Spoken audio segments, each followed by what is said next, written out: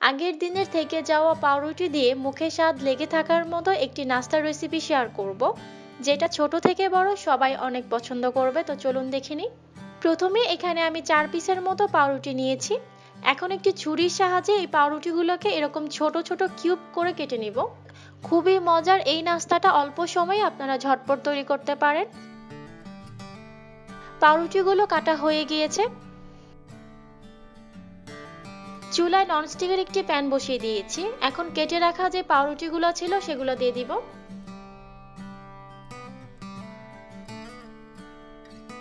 চুলার আঁচ লো মিডিয়ামে রেখে আস্তে আস্তে এগুলাকে একটু মুচমুচে করে ভেজে নিতে হবে।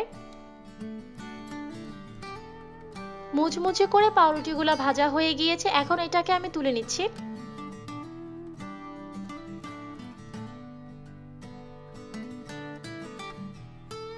এরপর একই প্যানে আমি প্রায় 3 টেবিল চামচের মতো চিনি দিয়ে দিলাম। চিনিটাকে এখন আমি ক্যারামেল করে নিব। ক্যারামেল তৈরি করার সময় চিনিটাকে কিন্তু নাড়াচাড়া করার কোনো প্রয়োজন নেই। এইভাবে প্যানে চিনিটা দিয়ে তারপর চুলার আঁচ লো মিডিয়ামে রেখে একটু টাইম নিয়ে আস্তে আস্তে ক্যারামেলটা তৈরি করে নিতে হবে। দেখতেই পাচ্ছেন ক্যারামেলের কালারটা অনেকটা চেঞ্জ হয়ে গিয়েছে। এই পর্যায়ে আমি বাটার দিয়ে দিচ্ছি 1 টেবিল চামচের মতো।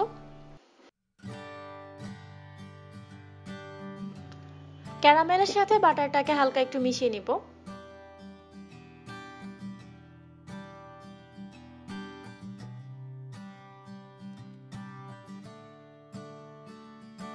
এরপর এখানে আমি আগে থেকে জাল করে রাখা 1/4 কাপের মতো লিকুইড দুধ দিয়ে দিচ্ছি।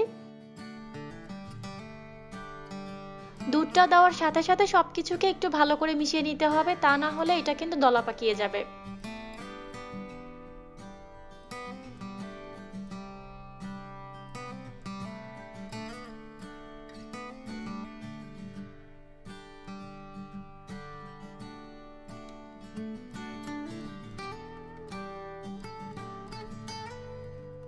ক্যারামেলটা যখন এরকম একটু ঘন হতে শুরু করবে তখন এখানে আমি আগে থেকে ভেজে রাখা যে পাউরুটিগুলো ছিল সেগুলো দিয়ে দিব।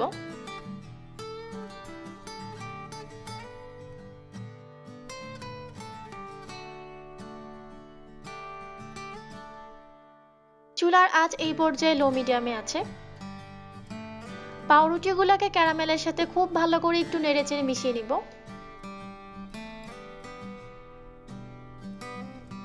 পাউরুটিগুলো ক্যারামেলের সাথে মিশানো হয়ে গেলে চুলাটা বন্ধ করে এখন নামিয়ে নিব। এরপর এরকম একটি প্লেটে আমি সবগুলো পাউরুটি টুকরোকে আলাদা করে বিছিয়ে দিচ্ছি। এখন এটাকে পুরোপুরি ঠান্ডা করে তারপরে সার্ভ করতে হবে। পাউরুটিগুলো ঠান্ডা হয়ে গিয়েছে। রেসিপি কেমন লেগেছে কমেন্ট করে অবশ্যই জানাবেন। আজ এ পর্যন্তই। সবাই অনেক ভালো থাকবেন। আল্লাহ হাফেজ।